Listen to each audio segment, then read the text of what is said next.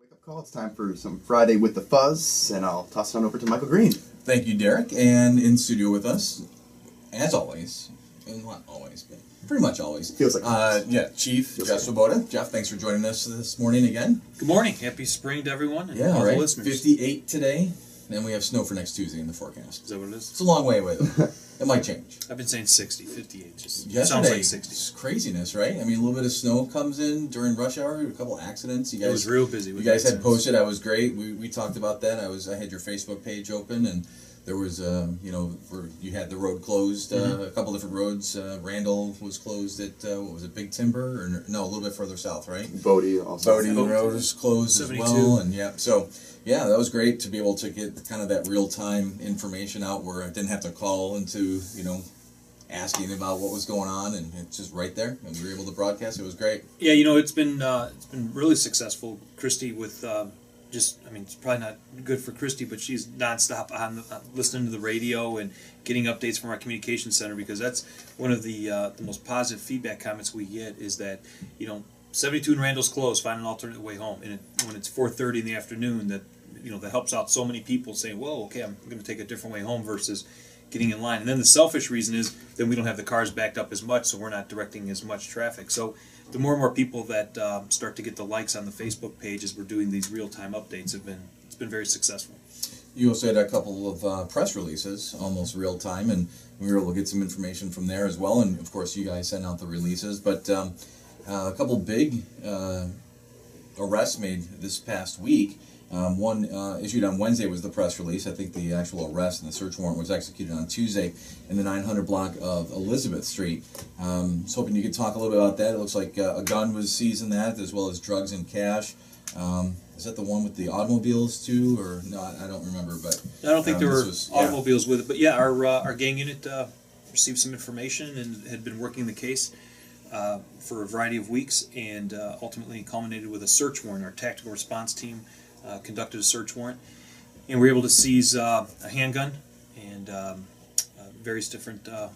Cocaine was there, marijuana was there, a couple $1,000s in cash. So it was turned out to be a good arrest that again came in through information that the gang unit received and ran with it, and were able to put another drug dealer behind bars and also take a gun off the street. So it was a great arrest. I know the courts work in mysterious ways sometimes, and this case may not be tried for it could be a month, 2 months, a year, 2 years later, depending on what all goes on with it. What happens to the stuff that was seized? And I know we've talked about this before, but for anybody who might be listening who hasn't heard before, how long do you have to hold the gun, and then what happens to it after? You no longer have to have it as evidence, or do you have to? Can you just have photographic evidence? What do you do with the drugs? How are those destroyed? Can you talk about that a little bit? Yeah, depending on the crime, that changes how long we store evidence for. So, for example, on the very low end, somebody goes in and steals some steaks from a retail theft or a retail establishment. They steal some steaks and we arrest them. We're not going to throw the steaks into evidence because they'll spoil, they'll smell, there'll be all kinds of issues with that. So we'll take photographs and give it back to the store, depending, making sure that if we catch them right there as they're leaving. Obviously, if they're, in the trunk of their car for a few hours, then we're not going to, they're not going to be able to be resold. So to that level, where something might spoil, we're not going to take for evidence. Other things like we make an arrest and somebody has drugs on them, or we do a search warrant, we find drugs. Those get packaged up and stored in our evidence room. In our evidence room, we've had Russ Mattson on the show with us before, but Russ runs our evidence room, and in the evidence room, I'm not sure the exact number right now, but for a while we were more than 50,000 pieces of evidence. Wow. And Pat and Jim in our evidence room do a fantastic job, staying on top of it, because it's not just having those pieces of evidence sit there. It's officers checking out evidence, going back and forth to court, making sure the evidence is stored properly. We had to do some additions to our evidence room recently for some cooling things, and so evidence is a very, very large topic that people don't realize. And before I really got in police, I didn't realize how long we keep things. And then there's homicide investigations where we'll keep things forever. So it's various amounts of time. But generally speaking, after a case is tried, someone is convicted, and if there's any appeals or anything that might happen down the road, once everything is exhausted, there's so much time, and then we can eventually start getting rid of the evidence. We can destroy it. And how is a gun? Is it disassembled, destroyed on site? Is it taken somewhere? Do you guys take part in? I think the state does like a repurchase program of different things sometimes that are that were evidence at one point, and then they're sold through the state of Illinois. Do you guys participate in any of that, or is it destroyed on site wholly? 100% of the time with guns and stuff like that. How does Elgin work that? Depending on what the piece of evidence is, but the guns get melted down. Okay. So we are not part of any program where we sell the guns back to the. So we just don't do that. So those get melted down. Other pieces can be destroyed right there. If it's a, you'll hear during some evidence. There's certain days where they're destroying evidence, and you'll hear what's going on back there. So there might be something that they're sawing in half. If a baseball bat was used, or something. Just thinking off the top of my head, that might just be chopped into a couple pieces and it'll be thrown away. And it's documented, it's photographed that it was destroyed, and ultimately done that way. So I was just sent a text. We have 51,000 pieces of evidence right now in our evidence room. So, but that's the evidence. It's a very time-consuming. It's a big part of what we do in the police department. And our evidence response team over the past few years it's a unit that we kind of just established. There were officers that were always evidence technicians, and really now we've really pushed it even further, and that their level of expertise has grown dramatically. A lot of training that was given. The team trains monthly now, and as because as technology changes, there's new techniques that are out there, and evidence, especially on cases that you see on TV, many times wins or loses cases. So it's just extremely important how we package evidence, down to the officers training who collected the evidence. All of those things come out. So our evidence response team has really risen to the challenge over the past few years. But evidence is a very, very large endeavor with the police department. The second incident we wanted to talk about was there's a press release put out by Commander O'Shea, where your narcotics unit was alerted by some concerned citizens of some suspected drug sales in the 1200 block of Bradley Circle. It looks like this. I don't know when the concerned citizen said something, but in reading the release, it looks like there were some undercover buys that had either already been taking place, or maybe they started taking place after the citizens. Can you talk to this case a little? And I know it's still in the courts, so right. And we do. We have officers. We have one of the few departments in the area that actually have a full narcotics department with undercover officers. So we have officers that are out there doing these types of buys. We also have informants that we work with who tell us when things are going on in certain areas of town, and especially dealing with drugs is a big one where informants are used. And so we get the information. At many times you can take days or weeks to make sure we check out the information and do our own surveillances and look into it as best we can. And then that can turn into where we end up purchasing narcotics to make sure it actually is occurring from there, to then getting a search warrant, and then executing the search warrant and making the arrest. And the information that we receive from the public is a big part of it. So we will get information from time to time from, like as I said, informants or just officers who are out and about and see things or hear things. But a lot of it really does just come from people picking up the phone and saying, this house next door has cars coming and going every, from midnight to 4 in the morning, just about every night. Something's going on over here. And then we take it from there. So it's important that people get us that information. I think we're going to talk about here in a little bit. My chief's monthly meeting is coming up next Monday, and that's a great one where people, all the way from, I don't think, can this house have a car parked in their front yard? Those types of, sometimes there's code issues. Kind of questions, right? Yeah, and then other times it's, this house here just seems like something's not right, something's going on, and so then we'll write the address down and we'll do some research on our end. And many times it's nothing. A person is doing absolutely nothing wrong, or their business. They work the midnight shift hours, so they leave at those times. And one of the ones that we recently had, which is ask neighbors to keep a close eye on, is the idea of people having UPS and other mail delivered to houses that A, they know are abandoned or foreclosed, or B, they know that the person works all day. And so we've gotten calls that packages are delivered routinely to this address, and somebody pulls up, runs up, grabs the packages, and leaves. Now the homeowner's none the wiser; they have no idea what's going on, or if it's a vacant using home. their house as a drop. Exactly. So it's that type of stuff we would generally never get a call on unless a neighbor sees something and then calls us, because the person who lives there is not going to know that anything's going on, and generally speaking, the driver, the delivery person will have no idea. They don't know that anything's going on. They drop the stuff at the front doors. So we just ask people to keep their eyes open, and that doesn't look suspicious at all. In that, okay, UPS was just there. There's nothing wrong with that. Well, if they're there all the time, the neighbor doesn't know about it. It's that type of information can spawn very large investigations. Now this one with the concerned citizens, and I know in every walk of life, sometimes you'll speak up about something, or you'll make a tip. I've done it in the corporate world, where you call into the ethics department or human resources, maybe asset protection, and you give some information and you don't see anything happen. It's kind of disconcerting. How closely do you work with some of the citizens that give you information, or a resident that might call you up and say, hey, I've got a neighbor and this is what I think is going on? It's kind of delicate, right? I mean, you can't really say, okay, this is what we're going to do. This is our plan of action, just in case you don't see anything happen for a couple of weeks. This is what we're doing. How closely do you work then with the resident or the neighbor to keep them somewhat informed so that they stay engaged? Yeah, a lot of it's about managing expectations. To make sure that people understand when they give us information, don't expect you're going to see our SWAT team running out there, tomorrow morning. It doesn't work that way. So explaining to them that, first of all, if they just want to give us the information and remain anonymous, they can, and then they're not going to get any follow-up. So maybe they'll see something down the road, maybe they won't, maybe it'll be 6 months from now before anything even comes up. So during that 6 months, they think, oh, look, I gave that information and nothing's happening. So we would prefer that people stay in contact with us. And so I know specifically our narcotics unit will call people back, because you might have something going on next door to your house, and you might leave us a text tip.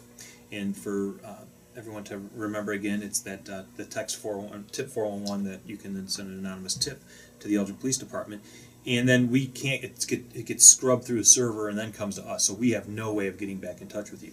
So for that, we're not going to be able to stay in touch. Somebody calls us and says, I don't want to get involved, but here's the information. We'll say, okay, you don't want anything, or do you want to call it? I'll call you if I want to know an update. And so maybe we hear from them, maybe we don't. And then we get the neighbor who says, they're doing this, and I've got a perfect view from my front window. If you want to put a camera in my window, I've got electricity right here. You can run a camera and you'll see it just clear, clear as day. So we could put a camera there. Or they may say, if you come over at night, you can come through my backyard. You can come in and stand right in my house and look out at the front of the street, and you can watch it yourself. So there's all different levels of people and how involved they want to stay. And we appreciate all of it. We know it's tough for people to give us any information, because the movies have made it into, they're going to find out who gave the tip, and then their life's going to be in jeopardy. And so we're always fighting that type of stereotype that informants are going to be found out and then bad things are going to happen. So we can get information and stick with people and keep them appraised of everything that's going on all the way down the road, or they may not want to be involved.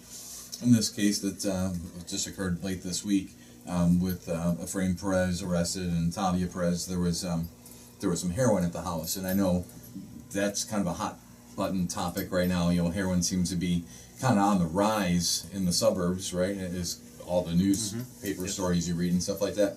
Can you talk a little bit about that? And I know you've got an awareness class, coming up.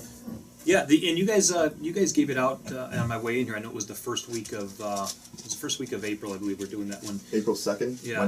Wednesday. And so we're doing that one, and I know we're doing it at a couple high schools. Is that that's the first one? That's the first Elgin one. High School, yeah. At Elgin, okay. And I think we're just rescheduling one. I believe it's coming up at Larkin as well. Heroin is something that's on the rise. People see about it. It's all over the media. Yesterday at our Kane County Chiefs of Police Association, we talked about the idea that some are already doing, specifically DuPage County, officers carrying a drug that can help save a life if a person just recently ingested heroin and potentially overdosed, and this drug can help bring them back from potential death. And so we're looking at officers starting to carry that. We're at the very initial phases of this, but we started talking about it, and I think we're going to get some training and see how this would work with officers starting to carry that. But yeah, it's a problem. Elgin has had multiple overdoses from heroin, and in fact, last year with our numbers were that we were at the top of Kane County. for deaths. Wow. So it's a problem nationally, and it's not one that people sometimes think, oh, they must be talking about the west side of Chicago where drug. No, absolutely not. It's unfortunately it's everywhere. And so our drug unit, and specifically it's something we talk about within the police department, really been very proud that they have been very active in enforcement, and they've been really pushing that. But they've also been very active on the prevention side. And our narcotics division has been a big push in our after-school program and talking with kids and teaching them the dangers of all drugs, but specifically heroin. These prevention programs that we're doing in conjunction with U46, I believe our Gang and Drug Task Force is involved in that as well. So it's a community issue. It's not a police issue. It's not a person who's unemployed issue or a person a certain race issue. It's affecting all walks of life. And heroin is one of those things that in the past when we were growing up, you needed a needle, and so that scared many people away from it. So that was part of the problem. Where now that's not always the case. It can be ingested multiple ways. Also the purity of it, where it used to be a very low level purity, is now something that it's very high and can kill you the first time, and addiction levels are extremely high. And then secondly, and they'll talk about this during the program, but the whole idea with prescription drugs and how that relates with heroin because of some of the similar effects, and how all of those things they all kind of bleed together into one, and it's a big issue. And we've done other talks about prescriptions and making sure parents are very aware of what's in the medicine cabinet, and kids getting involved or starting to get involved with parents' prescription drugs.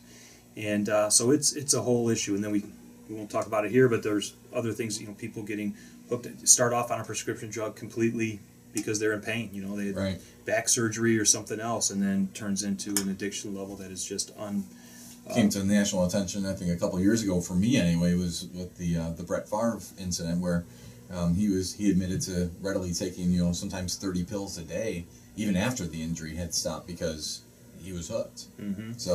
So just so many ways. Yeah, it does. Exactly. It can happen to anyone, and so the very first time can be deadly, and so that's a big problem. And so unfortunately, you see kids who just maybe will try it for the very first time and end up dying from it.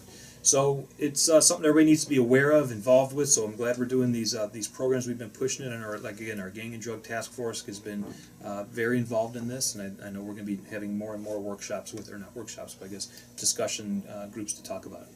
Let's end the show with some good news. You've got some information about the Citizens Police Academy and some other things going on that very, very highly thought of in the community. I know we've had some people who've gone through it and speak so highly of it.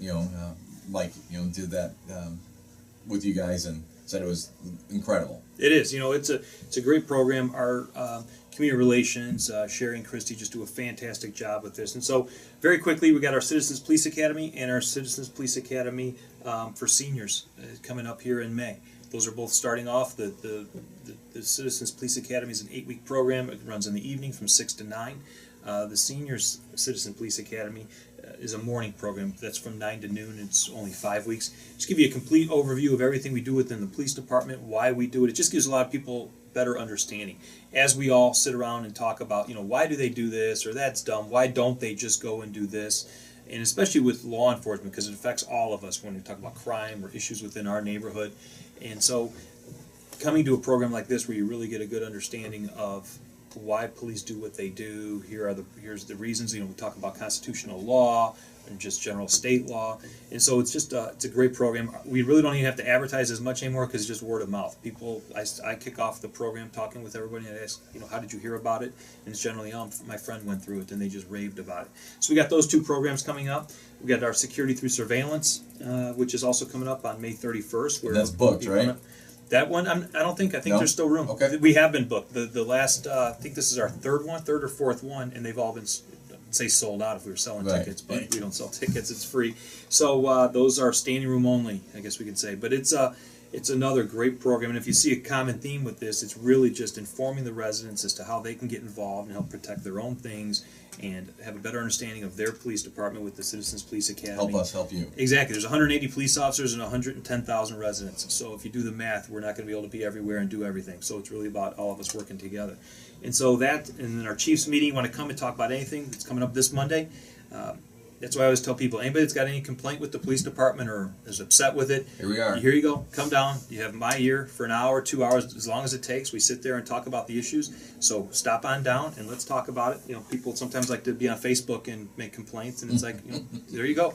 Get out from behind the keyboard, walk down to the police department, or we'll come out to your neighborhood group and we'll talk to you there. But I love talking about the things we're doing at the police department, because once you get the facts out there, people start to say, okay, that does make sense. Okay, I heard you were doing this. And it's like, okay. And then lastly is our just wanted the boxing scholarships that Right. Anna Lally and myself were involved in with the Latino Police Officers Association in Aurora. That deadline is April 1st. So I think there are 4 scholarships that are out there, 2 $1,000 scholarships and 2 $500 scholarships for kids that need a little help with tuition. So you can go online, it's on our website, and you can apply. And I think that's everything. And we're planning for the 4th of July. I just saw front page of the paper, a lot of good bands coming in. Yeah. So with the riverboat, We talked about that today as well. it's going to be a great summer. I'm looking forward to it. Looks good. Jeff, thanks for coming in. Thanks for always being so open with us and discussing everything that's going on. It's greatly appreciated. Thank you. I appreciate you guys allowing me the time. You listen to AM 14.